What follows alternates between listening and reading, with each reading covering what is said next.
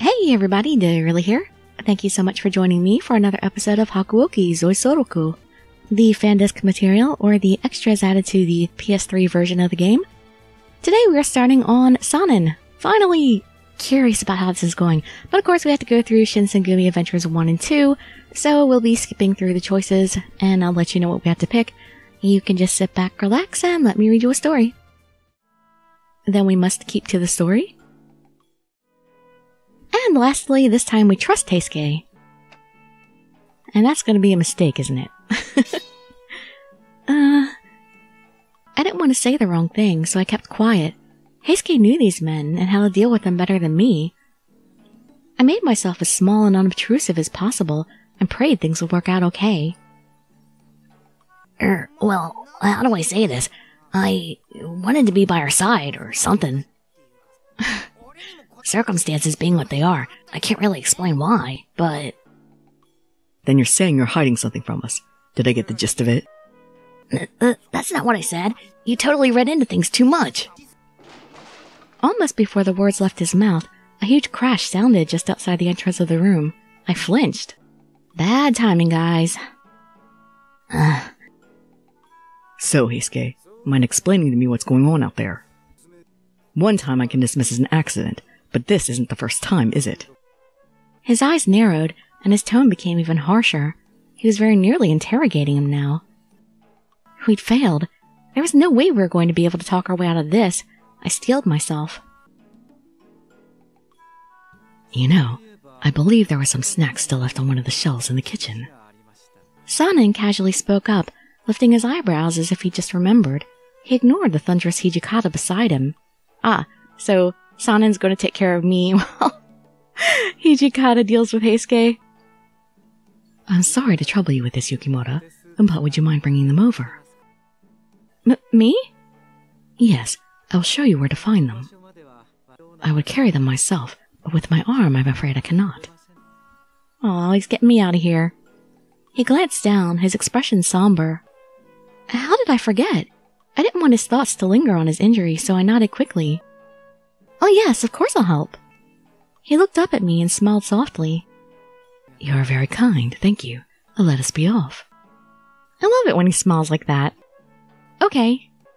We both got to our feet and I followed him out of the room. I always thought Sanan was really pretty. What is it? As soon as the door slid shut behind us, Sanan stopped walking. I flailed for a moment, trying not to run into his back. I couldn't see his face, but he seemed to be waiting. Keisuke! Ah! My hands flew to my mouth in shock as an inexhaustible stream of shouting hit my ears and I cringed. Oh! It would be best if we stayed out of this area for a little while. Why don't we just wait for all this to blow over? Hijikata will get tired of yelling at some point. His voice may give out first, but, well, we'll see. Oh, thank you for taking care of the lady. Sanan? Why did you decide to bring me out of there? If we'd waited even a minute longer. He shouldn't have had any reason to allow me to escape the room, but he did. I had no idea why. He smiled gently and it reached his eyes. Because you weren't the one at fault. Only Keisuke needs to be punished right now. He was the one to get you involved in the whole distraction plan after all, right?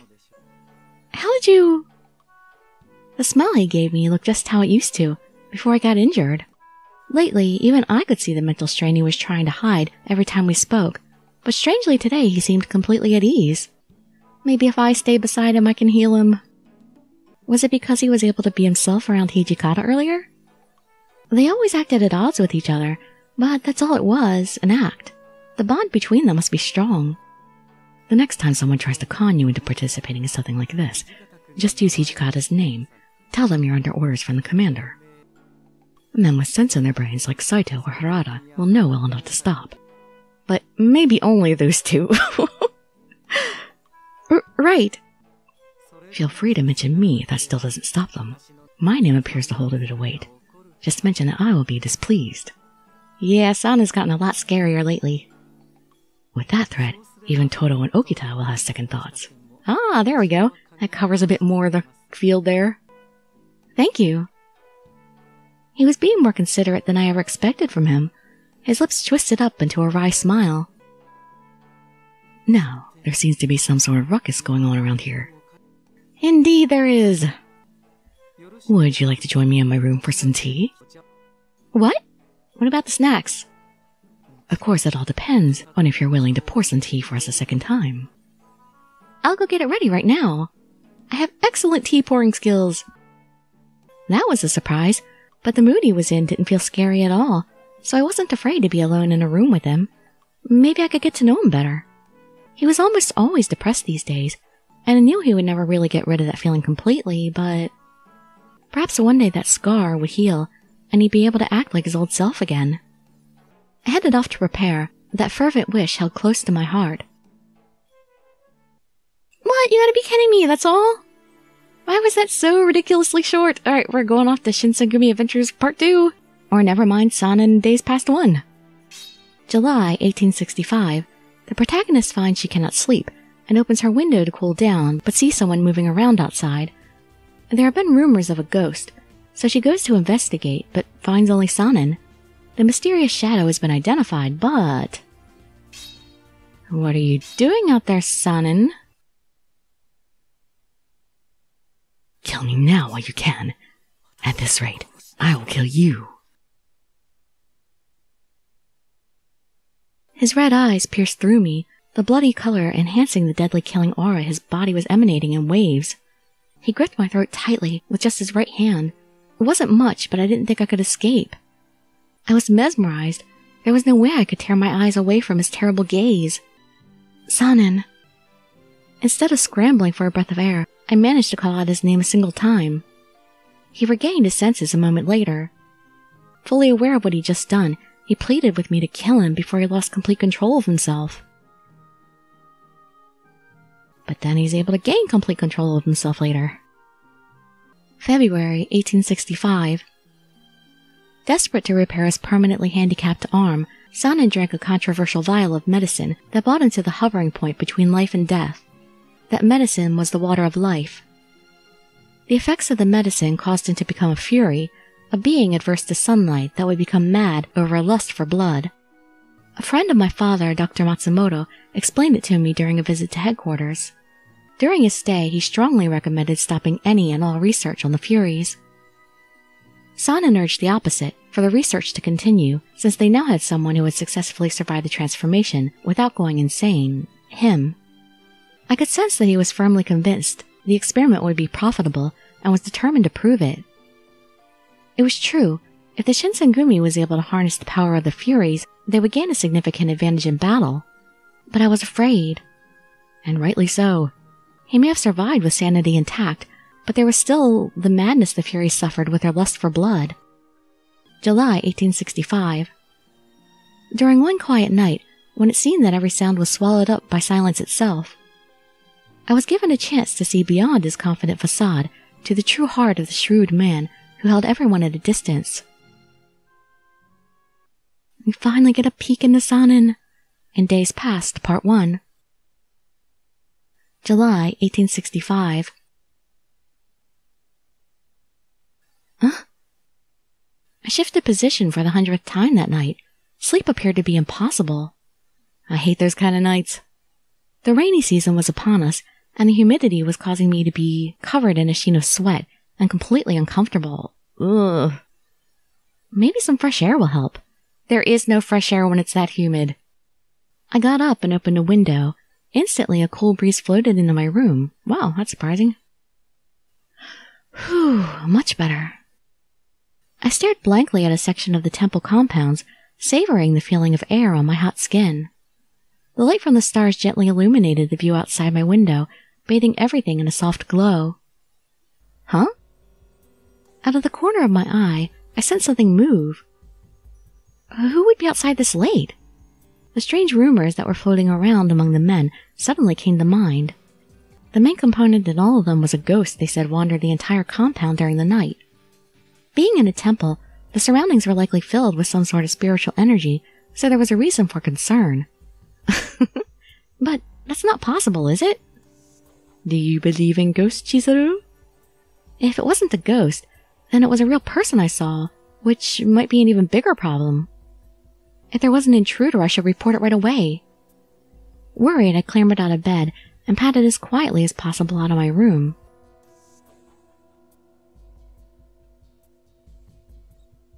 But it's incredibly late. Who should I... The whole compound was probably sound asleep, and it was a little intimidating to realize I'd have to go wake one of them up. I stopped in the darkened hallway to consider my options.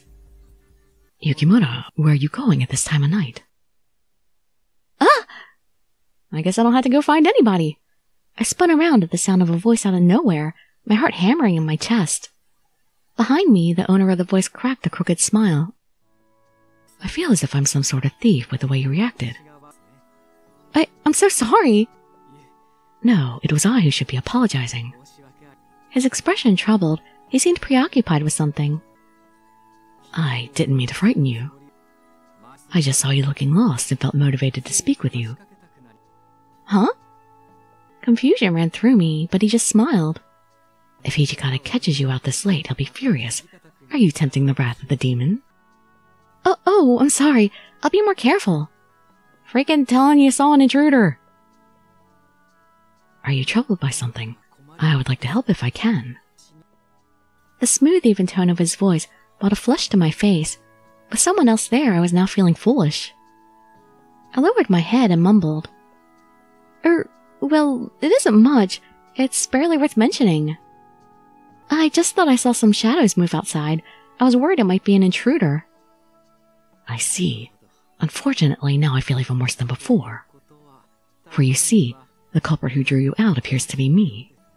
Huh? If that was true, then... But I thought you were forbidden from stepping outside, Sanan.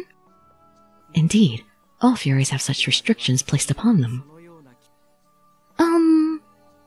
His roundabout way of responding was sometimes difficult to follow, but I bolstered my courage and asked a question. So then, you've been ignoring those commands even before tonight? Oh, how perceptive. Was that intuition or an educated guess? I didn't intend to be rebellious or anything. I just wished to have a walk. So you're the ghost. I wasn't sure how to answer that exactly. He studied my face, gently smiling. Somehow, he read the question that was in my mind, the one I had wanted to ask since I first saw him. I've overheard a few rumors that point toward a ghost roaming headquarters. Yes. That is most likely me. Every time I tell myself I shouldn't, but, well... It's just irresistible. He gestured to how he was here in front of me, clearly not inside, and shrugged. Do you enjoy taking walks? I don't dislike them, but I have other reasons for doing this. His response was mild, despite my blunt assumption. I may be a fury, but being contained indoors with the others like me day after day, it begins to suffocate you. Besides, we are in a temple. It wouldn't be too unusual to spot a ghost here in the middle of the night, yes? I suppose. So you're purposely fueling the urban legend. So he'd known exactly the reaction he would get from his wanderings from the start. Ghost or fury, it doesn't change the simple fact that I cannot breathe fresh air until night shrouds everything from sight. Sanan, who had turned into a fury to help the Shinsengumi, had to be considered dead so that the secrets could be protected. It had to be an unbearably difficult burden to carry, but he bore it all silently. I will make more effort to restrain myself from stepping outside from now on. You don't have to tell me that. Oh, no, I don't think it's that big of a problem. His eyes widened, clearly not expecting me to protest. He watched me carefully as I continued. I understand your desire to be free of your confinement, truly. I don't think I've ever seen Sanan make that expression. If the rumors of a ghost spread too much, however, there may be an investigation. Just be careful, that's all I want to say. My heart ached at the thought of refusing him his walks, the only moment of freedom he was able to scrounge together in this new life. After a beat or two, he smiled warmly. You're quite interesting. Huh? Oh, nothing. I will take your advice and be mindful of the rumors in the future. My demand was completely unreasonable. The only way to halt the rumors was to stop going on walks. Even after everything, he still ended up chained down by restrictions. I'm sorry, I made an impossible request of you. Thank you for not dismissing me out of hand. He could have completely disregarded my comment, but instead he listened to me. Emotions swirling, I bowed to him gratefully. He shook his head. No, it should be I who's thanking you. I am very grateful. Speaking with you has improved my mood. Something about the way he said that made me blurt out a question without thinking. Are you alright, Sanan? My injury has healed, of course, and so I had thought the root of my problem taken care of, but... His eyes slid down and to the side as he lowered his voice. When he glanced back up, his expression was troubled. There are moments when I lose sight of what I am. I gave up my life as a human, so it shouldn't bother me any longer. Sanan. He led the Fury Corps into battle, but he was also continuing his research on the water of life. Both took up all his time, and he ended up isolated from everyone. There was no guarantee that all his work was going to reap any long-term benefits for the Shinsengumi, and he'd likely realized that possibility. Maybe he was even questioning his own existence. I am simply a shadow tied to the world by my past. A human life has no meaning for me anymore. Not true. You're still a person. Perhaps the rumors are true, and I really am a ghost. He smiled bitterly, but I could see how much it cost him by the pain buried in his eyes. I had to grab his hands, show him that he's alive. For reasons I couldn't explain, my emotions built to a bubbling point, and I grabbed for his hands, squeezing them. Oh, I get a picture! Oh, he looks so good. Sanan, can you feel that? Your hands are warm. Blood is pumping through them just like mine. You may be a Fury, but that doesn't mean you aren't alive like the rest of us. Sanan blinked, his eyebrows raising. There are times when I don't know who I am either. I knew there were some who claimed that I was a demon like they were. Maybe that meant that I also wasn't human. But still. Even so, living is to be alive. And he looks much better smiling. I had no doubts. The truth of this matter was clear to me. A smile stole over Sanan's face. Perhaps you're right. I've not lost this life quite yet. Warmth had returned to his voice. No trace of his recent harsh and biting tongue could be found. It seemed like I was finally seeing the old Sanan, kind and gentle once more. Even if you are not human, and I am some kind of monster, we are still here, breathing, living, existing. Right. So long as we didn't lose sight of what was important, even if things changed around us, we get through it just fine.